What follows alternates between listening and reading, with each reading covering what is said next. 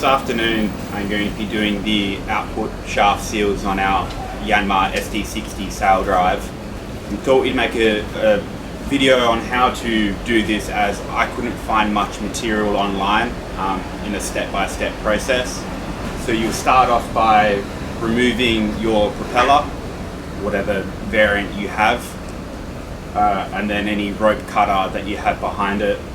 Then you'll also remove your anodes and the plate that the anode is attached to. So you'll be left with access to the two Allen head cap bolts, and these two bolts are what hold the, I'm going to call it a hub, I'm sure there's another term for it, is what holds the hub to the actual leg of the sail drive.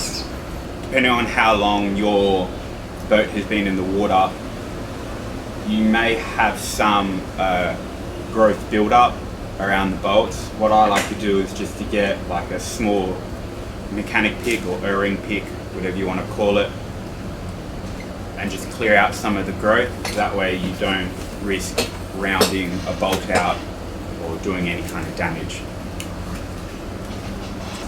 Before you remove the hub or take these bolts out, you want to make sure you have some form of container or can to catch any oil. You can drain the oil using a vacuum pump from the top, or you can remove the drain plug here, the drain bolt. I've never done it using this bolt because it sits in water. You have to get a new seal for it, a new sealing ring, and when I've tried in the past, it's been super tight, and it's just not, to me, it's not worth the risk. So, but you do as you please. So it's an 8mm Allen key. You can use a normal Allen key, I'm just using a socket variant. And you want to undo them slowly at the same time.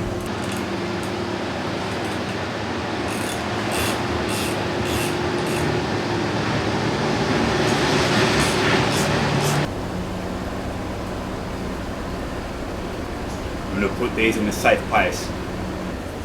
But depending on what kind of anti-fouling or prop speed you have, you may have to follow the join line with like a sharp blade or a pick or something just to break where you've painted over.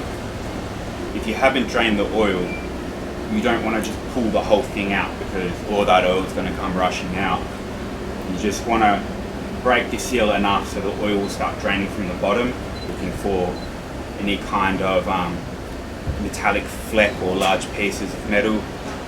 Also, you're looking at the color of it. If it's a milky substance, then you probably had water ingress through these seals or from another seal higher up, especially if your diaphragm's busted and where the leg seals to the main part of the sail drive, you can get water ingress through there. So I've broken the seal all the way around.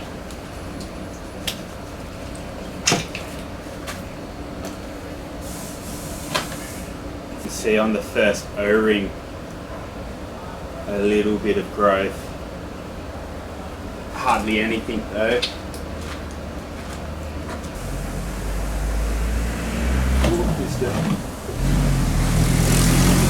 See how it's a clear brown, it's not milky. I've got the light from the sun, I can see that there's no metallic fleck in it. This is what your sail drive oil should look like.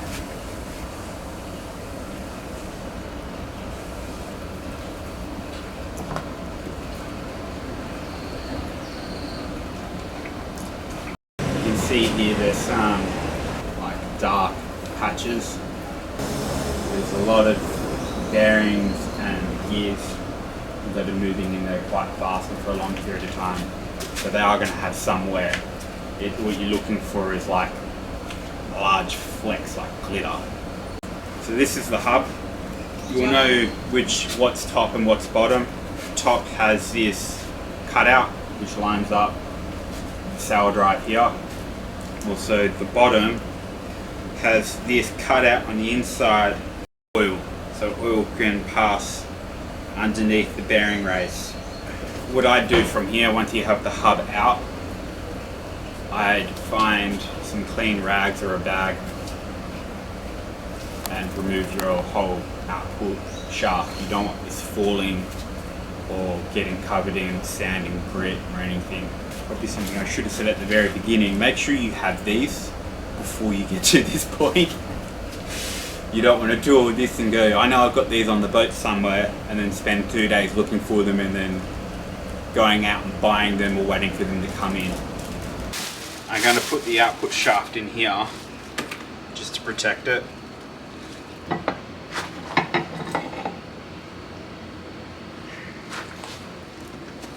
Something you will need to do before you reassemble all of this is clean all of this. This is where your output seals ride.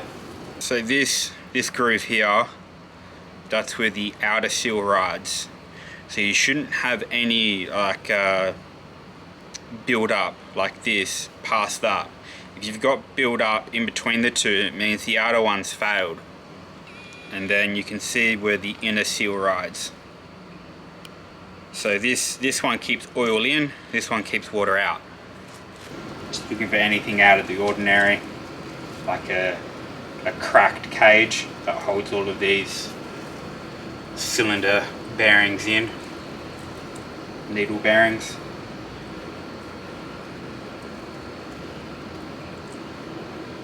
Or anything that's missing a chunk.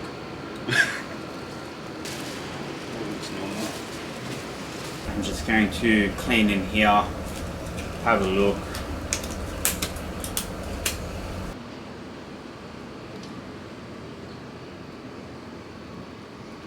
At the back there's another bearing race. So that's where the back of the shaft will sit and ride on. So I'm just looking for any gouges in the bottom, any deep scratches or anything like that. It's all looking pretty good. So I'm just going to bag this up now, stop anything getting in. Before I take this upstairs and clean it and prep it all, I just want to try and knock the rubber seals out.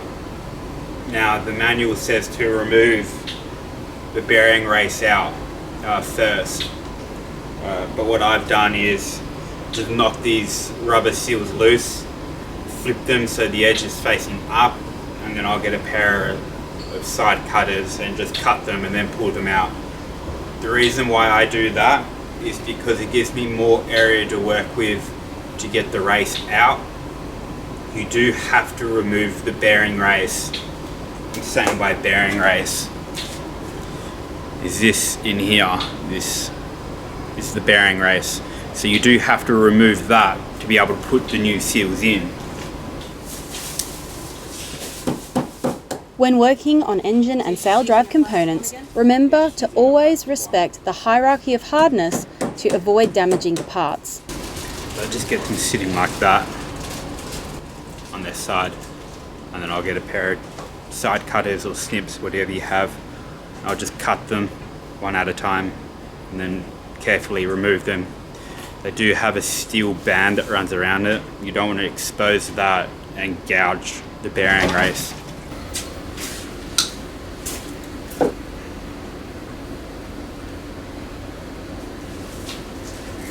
This is just a piece of hardwood that I've shaped to the inside of the housing.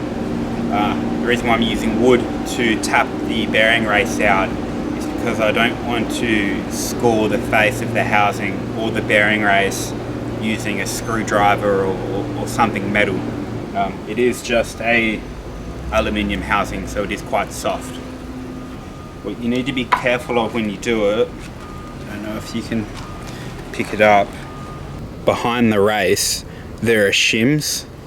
The shims are there because, I'm assuming the shims are there because manufacturing differences in the output shaft. So to get the bearing race sitting on the bearing correctly, they'll add shims depending on the shaft. You don't want to catch the edge of that shim and distort it. another reason why I'm just using wood.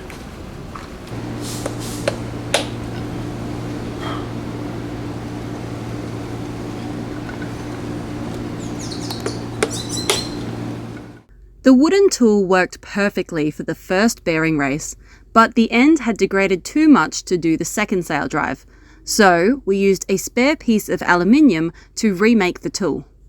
It's a softer material than the sail drive housing, so it's not going to gouge or damage the housing when I try and get the bearing race out with it. What I like to do now is I'll clean these up with some isopropyl alcohol. I'll put them into a Ziploc bag and I'll put them into the chest freezer because it's minus 15 degrees. What that does is it'll shrink all of these parts. So when it comes time for them to get put back into the hub, if you're lucky, they'll just drop in. Or it'll just take a soft tap and the whole thing will just drop and seep back into how it was. And I'm going to take some time to clean all of the growth and corrosion that's happened inside where the seal was sitting. Also cleaning the outside of the hub where it mates to the sail drive. When you're cleaning them, you don't want to use any kind of hard tool, so like a steel scraper or a razor blade. You risk scoring the surface, especially on the inside. If you score the surface, it can create a channel for oil or water to go past the seal. So I'd stick to using a plastic scraper. The point you want to get it to is you can run your fingernail around the surface and it's not catching anything. With the output shaft, where your propeller will mount to, this is machined stainless. You can use a brass wire brush. You want to make sure that it is all brass. You don't want to use like a steel brass coated brush because the steel is just going to scratch or leave deposits behind that will cause rust. Now that said, we'll go through it and we'll put our new seals in and reassemble the hub and then get it back on the sail drive. This is your output shaft seal kit. You need one of these per sail drive. So you've got your internal and external seals for the shaft, and then you have your two O-rings to go on the outside of the hub. So we're going to press our seal in now. I'm using a tool that I've had for many years that I used when I worked on cars. It's just basically a poor man's press. So you've got your piece that will be the same diameter or close to your seal, and then you're just going to use a hammer and strike it with reasonable force. You don't want to swing at it because you could damage the seal. You're just tapping it down and making sure that it goes down evenly, because as soon as it gets knocked on an angle, you're going to have problems. Yanmar specify to install these seals dry, so you don't want to use any kind of lubricant in the housing or on the seal. I suspect that's so when the propeller's in motion, it won't have a tendency to grab the seal and for the seal to start spinning in the housing. But that's my assumption. So when you install these, have your hub on a rag. I've got it on a rag and on a piece of plywood just to protect the other side. I wouldn't go doing it on the floor or concrete or anything like that, because you don't want to damage the other side.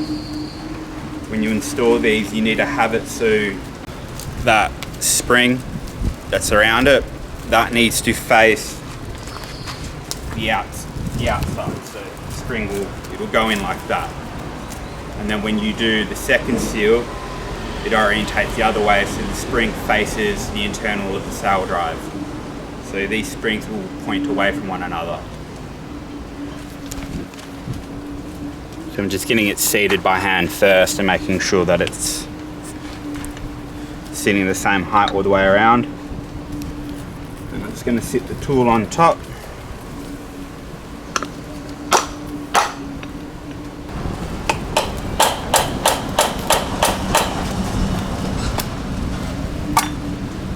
That's the first seal done.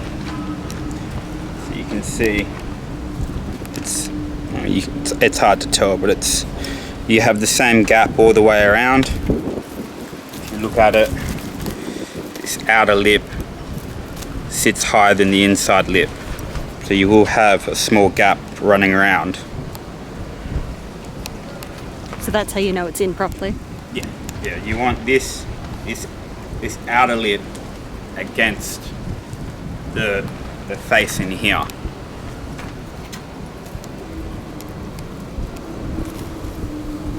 You can see how on the backs they have these, I'm going to assume it's part of the metal structure that keeps it rigid.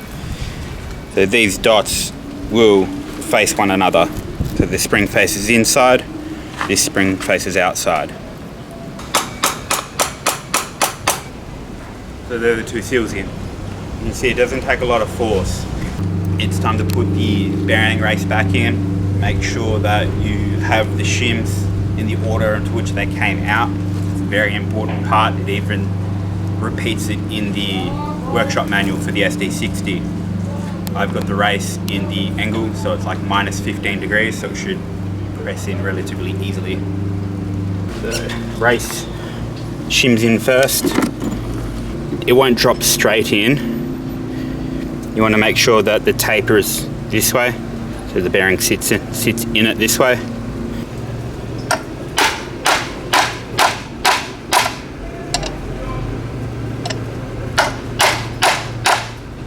When you're putting this race in, you need to make sure it's all the way down. If it's not all the way down, then it's going to be putting excessive force on the bearing, which can cause failure. How you want to make sure that's all the way down is use your fingernail and try and spin the shims under it. If they're spinning, then it's not all the way down, especially if you can get your fingernail in between the shims. You could even use a feeler gauge if you have the ones that are angled, but we don't. I'm pretty happy with that. Now you put your O-rings on the outside. Get your oil that you use in your sail drive, 15W40. Basically just going to get a bit on your finger, wear gloves if you want to. I'm just going to coat it in oil. Yanmar say to brush the housing in oil. I'm just going to use my fingers.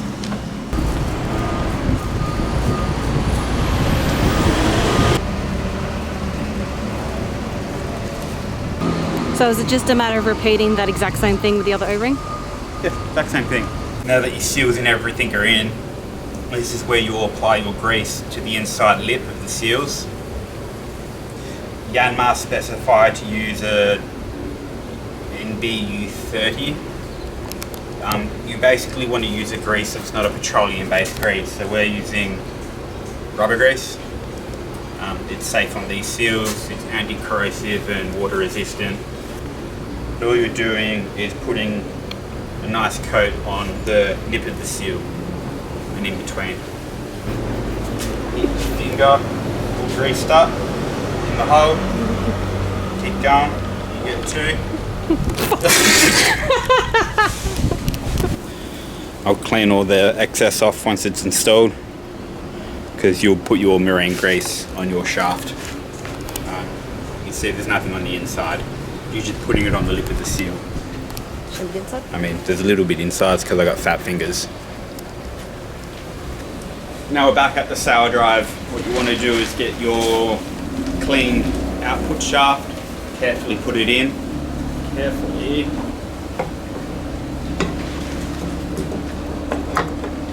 There's been a period of time between you doing this. You may want to just wipe the inside of the sail drive with a film of oil. Whatever oil you use inside the sail drive will just help those O-rings on the hub slide over better. what I like to do is just put a small piece of tape over the threads and the splines. You need to be careful when putting the hub over the shaft that the splines and the threads don't damage the seal. Once you're at this point and you've cleaned both surfaces on the sail drive and the hub, you'll use the Yanmar recommended high temperature RTV sealant. You're just putting a nice film on the sail drive, not so much that it will squeeze inside the sail drive, but enough to make a nice seal. I just like to put it on my finger and then spread it around from there. Just wipe any off that's gone on the inside. Now you can put your hub on, being careful of the splines and the threads. You don't want to damage the seal.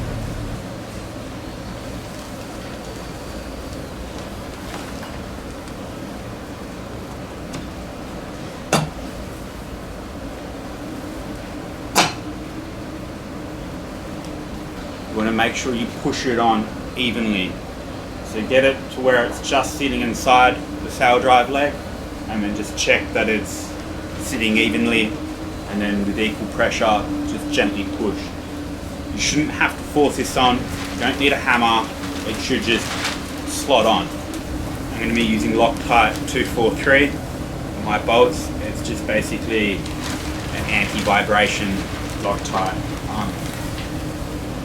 I'd be careful using anything stronger. You don't want to damage the thread or snap the head of the bolt trying to get it out when you have to do this again. So this is just a nice mild Loctite to put it. I've shot the inside threads with some contact cleaner to get any grease or oil out. That's evaporated now. I've also cleaned my bolts with some isopropyl. Just a little bit on the threads.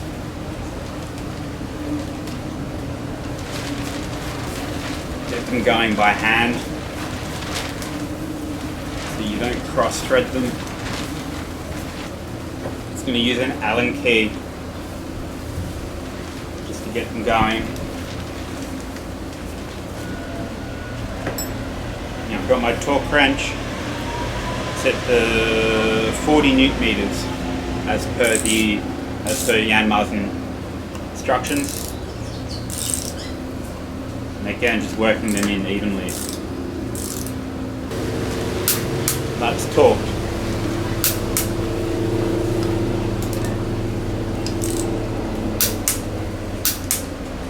Now you've torqued these up. I like to give it 5 minutes, just because we put sealant in behind it. When you torque that up, the sealant's going to slowly push out. So after 5 minutes, I'll come back and I'll just make sure it's still torqued. That is finished. Now you just need to fill your sail drive with whatever oil you're using. We're using the Yanmar recommended 15W40. It's the same oil that is used in the JH45. Once you filled it with oil and you're happy, do any kind of anti-fouling or paint work you need to do, and then install your anodes. And make sure you put your anodes on that these two surfaces aren't painted and they're clean. If this has helped you in some way or another, feel free to like the video. If you object to anything I said or you have a better way, feel free to leave a comment. It's a sailing community, not a sailing court. We're all trying to help each other. If you want to buy me beer, there's a link in the description. I'm always thirsty. Oh God, yes.